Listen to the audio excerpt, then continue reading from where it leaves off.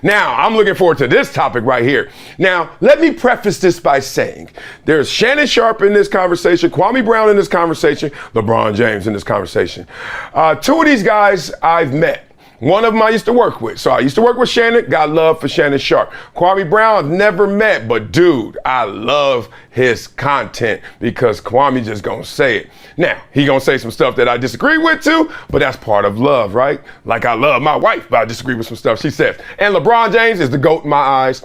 Best basketball player I've ever seen in terms of everything he does and gives on the court. And I like LeBron James, obviously. But when it's coming down to telling the truth, sometimes you gotta pick sides, and let's have some fun with this one.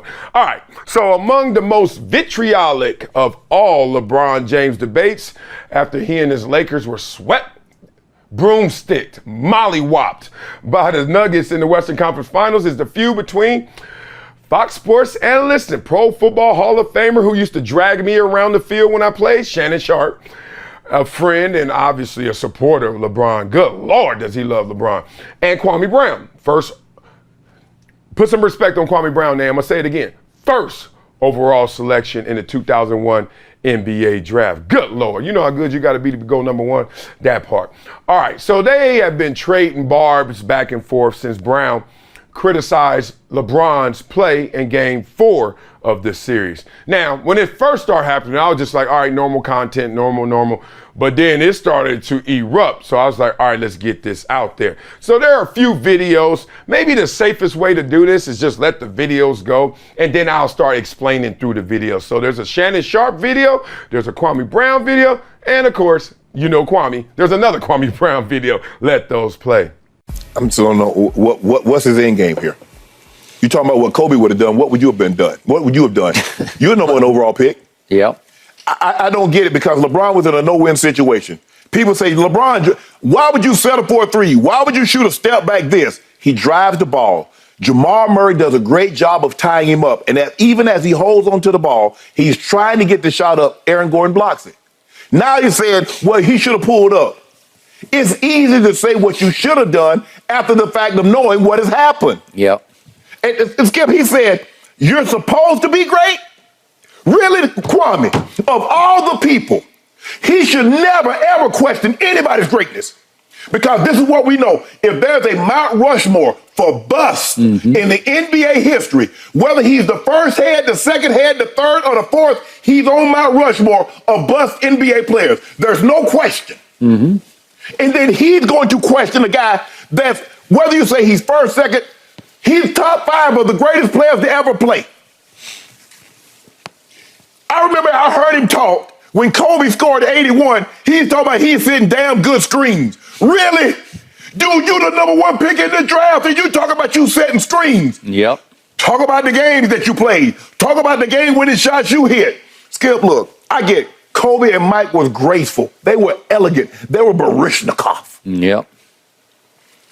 But it's just not true. They haven't hit more game-winning shots than LeBron. The numbers don't lie. You can just go look it up, Kwame. You have plenty of time. Hell, you own your farm down in Georgia. You got plenty of time. You ain't playing no hoops. You should have still been in the NBA. But you want to take a shot because this is your thing, Skip. Look what he did. Everybody, he was trending. He got exactly what he wanted. Okay. He trended more for saying something, because sometimes, Skip, the only success you can have is taking a bite out of somebody that's successful. He trended more for what he said about LeBron than anything he ever done in the NBA. That's a fact. Now, that's a problem. Yep. That's a problem. Now, whatever you're good at, that's what you should be like trending for. Kwame Brown dropped 30 and 20. Kwame Brown had a triple-double. We can't pull up nothing where they said Kwame Brown ever had a great game. But he want to take a shot. And the nerds will look at the stat line. You ain't got to look at the stat line. Go watch the game. If you didn't think LeBron James played great in that game, sometimes you can play great, Skip, and still lose. Sometimes you can play bad and win. That's happened. But I don't get. I'm just trying to figure out What was Kwame hoping to accomplish? Because he jumped on there like he's like, oh, and LeBron James, you supposed to be a superstar. You supposed to be one of these all-time great. You're supposed to be? No. You were supposed to be an all-time great player. You were supposed to be a superstar. That was the supposed, not LeBron. LeBron James is everything that people thought he would be and more. Yep. You are you became nothing of what you were supposed to be. Yep. I just don't get his end game. I don't hope. Bruh, go at Gilbert Arenas. Go at Stacks and Matt Barnes that's been on your head. LeBron James has never said anything about you. And you gonna take a shot at the man, why? Because you know what, I'm trending, and you don't get people on my social media page. Bro, you a joke. You a joke. You from the crib, you from down, you're a joke. Really, real talk, you a joke. You a guest in the house of this basketball talk. Didn't you know that? And now, since you don't want to act like a guest in this shit, and you want to invalidate me, you football playing dummy. Nigga, it ain't no first downs in basketball, clown. How you gonna try to invalidate a man who was the #1 draft pick, boy? You want to try to put some bass in your voice when you talking to me? When you on a panel with a nigga that buckled you down, boy? You on a panel with a white boy that blamed his coach for not making it to college, and you want to try to invalidate me, nigga? Are you a clown or what? I'm so glad that you just exposed yourself, you clown. You think you gonna put some bass in your voice when you talking to me, nigga?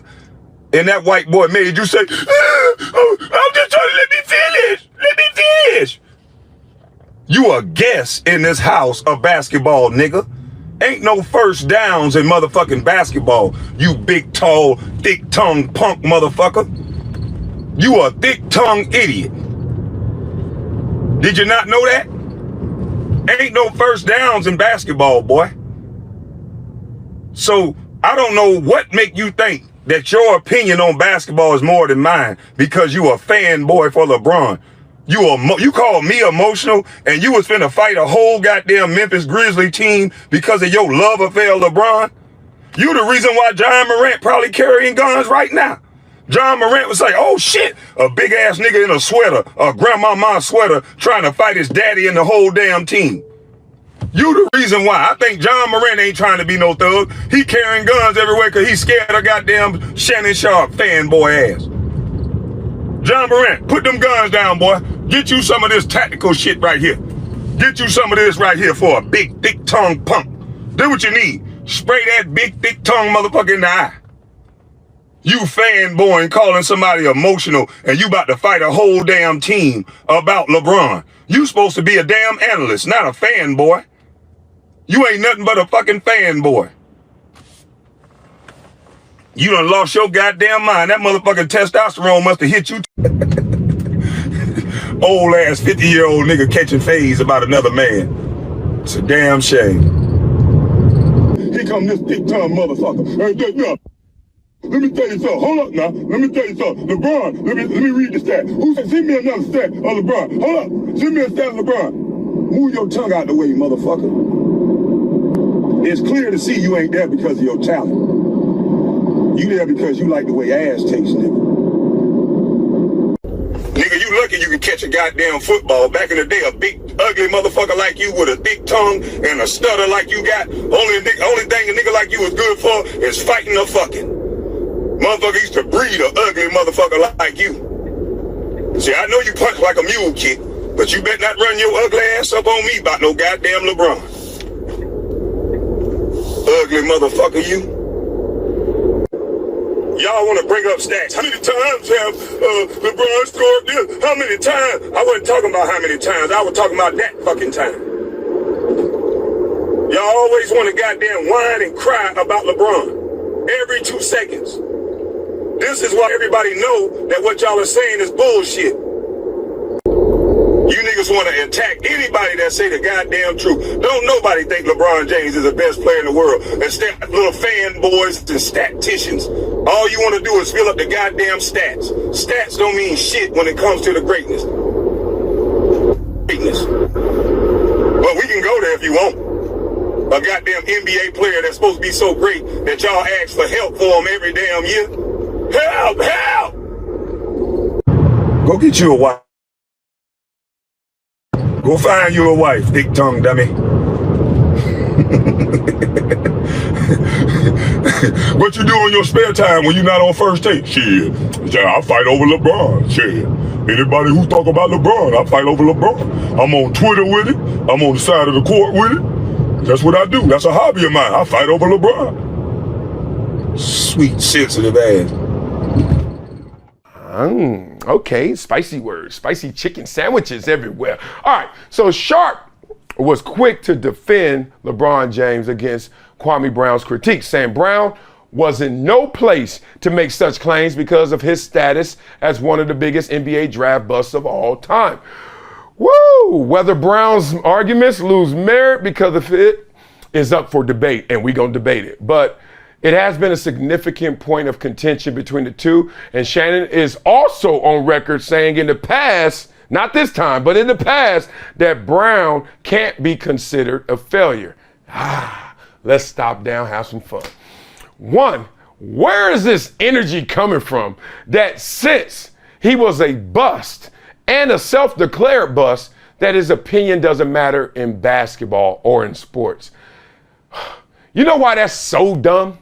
Because Shannon literally talks every day for hours to somebody who didn't even play sports at a high level, who didn't even make it to the NBA, who ain't a bust because he wasn't even in the NBA. And we're going to give that guy more merit, I'm talking about Skip Bayless, than we're talking about Kwame Brown. Who is that ignorant to walk around here saying, yeah, I want to hear what Skip got to say on this? Oh, Kwame, shut up, you're a bust. Some of y'all. Ignorant. So ignorant that even Shannon agrees with you, except when he's arguing with Kwame Brown. When he's arguing with Kwame Brown, oh, you are a bust. But when he's not, the dude can't be considered a failure. Skip, well, he said, hey, Skip, he can't be considered a failure. Skip, the dude was #1 overall pick. He still played in the NBA. He still has some meaningful minutes. So which way do you want it if you're Shannon? Do you want to say he's a bust? Or do you actually want to say, man, he ain't a failure. He's just a guy who it didn't work out for. Depends on when you're fighting him, I bet. That's when the truth comes out in this argument. All right, so let's keep going. Shannon and Kwame, they had the back and forth again after talking about LeBron's performances. And this is why I got to tell Kwame, dog, you wrong on this one. LeBron averaged 28, 10, and 10, basically. 9.5, but 10 and 10 in the series. Almost a triple-double. But we know what happened. It came down to that last shot where LeBron was going to make it, got double-teamed, and get it off. And that just ignited this entire conversation and this argument. Okay, so Kwame was like, look, Richard Hamilton, he went there. Gilbert Arenas, Agent Zero was a monster. Would have gotten that shot off in that situation. Kobe Bryant would have gotten the shot off. And he's talking about LeBron like, you probably the best scorer in the game. You got all these points, but you were looking for a bailout, a foul call from the officials again. You can't say that you're great. You got to do great things. That's where greatness lies.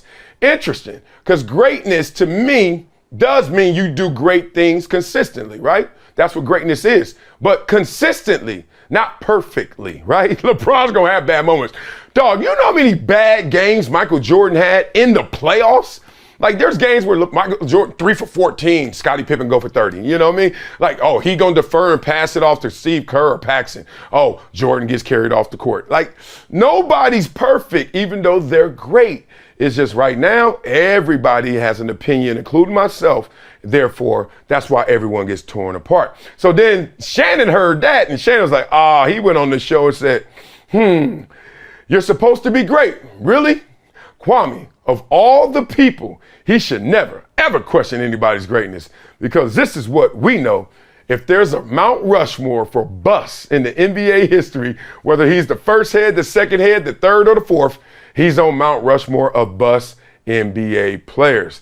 Now, we know that one thing that Kwame's gonna admit is I'm a bust. Whether he's being self-deprecating or he's just like, look, let me 8 Mile y'all. Let me be rabbit y'all. Basically, y'all not gonna take away something from me. I'm gonna give it to you. So here, I am a bust. What else you gonna say about me, right? I love that. Now, let's get to the last part of this and then let me start talking this trash. Kwame heard that, and then Kwame had to come back at him. He called him a football playing dummy. Hey, what'd you say about my sport? That's funny. And then he said, you call me emotional. You're going to fight a whole team because of your love affair with LeBron James. You the reason Ja Morant probably carrying guns right now. Ja was like, oh shit, a big ass N-word in a grandmama sweater trying to fight his daddy and team. All right. Enough of the name calling. You know this show ain't about that. This show is about learning and unlearning from some of the behaviors we see. And we love where sports intersects life. Let's talk about this feud. My thoughts on the feud is this. I give this one to nobody. This is actually a tie because Kwame's wrong by measuring LeBron and his greatness by one play or by him just flopping. They all flop. They all miss shots. They all get caught up in a double team or trapped and can't make those plays. But 28, 10, and 10, think LeBron did his job at 38 years old. I would say, okay, I wouldn't agree with you, Kwame, in that respect. But I would agree with Kwame in this respect. Dog, if you're going to be great, be great. And Shannon, don't discount me because I actually did this. And if you're going to discount me, fine. Go ahead. Just make sure you discount that dude across from you who you ain't got that smoke for. So I'm with Kwame in that one. That's why I'm like balanced. I'm not riding the fence. I'm like Kwame 1 point, Kwame loses 1 point. Now let's go to Shannon. Shannon going at him talking about you're a bust and that's why, you shouldn't talk about greatness and winning. That's not right. Now, I know why Shannon's saying it, because he's a Hall of Famer. So when you up that high, you one of the 300 best football players ever, yeah, you kind of have an ego that says, I know what greatness looks like because I was great. So therefore, I can measure what greatness is. I can say who else can measure greatness because I have the credentials. But if you don't, I can question you and what you know about greatness. All I'm saying is that's a point for Shannon. Here's where he loses his point. Okay, if that's true, then why are you talking to Skip all day and listening and actually responding and giving him credibility and respect? He ain't doing any of this, right? So that's why we know that that's not right as well. Shannon knows that. In his heart of hearts, he knows. And my only shot at Kwame is the Mount Rushmore bus talk. But it just comes back to contradict you and contradict yourself when you're sitting there next to a guy who doesn't even play sports, who never plays sports, right? So we understand that. So in this one, it's really a tie, but it was good fodder. It was good fun. I do like it when the media turns on itself. Why? I just think we have an arrogance. I think we have a huge platform, huge responsibility, but a huge arrogance and ego where we just start talking about cats like they ain't real, like they ain't do it. I wish we talked about sports like we really talk about sports. He all right. He good. He's great. But nobody is like bust. Like, dog, he's number 1 overall pick and he didn't get kicked out the league his first year. Like, y'all really act like this dude is that sorry? Whatever. Expectations were here. His game was here. Okay. But bust is not a player's word. We didn't make up bust, but we certainly took it and we certainly appropriated it. And now we certainly run with it. Former players taking what the outsiders called us that we hated from hello, and now I'm going to take it and run with it. I don't like that part. Maybe that means Kwame does win this argument. I don't know. But I just wish we just talk sports like we really talk in life instead of this whole propped up stuff just to win an argument and then lose the next argument because of the contradictions in your last argument. Y'all catch that. Craziness, love it. Hope y'all just keep doing this because it ain't just the players out there playing and messing up. Sometimes it's us, the ones with the microphones, with the suits on, or the ones just hosting their own shows.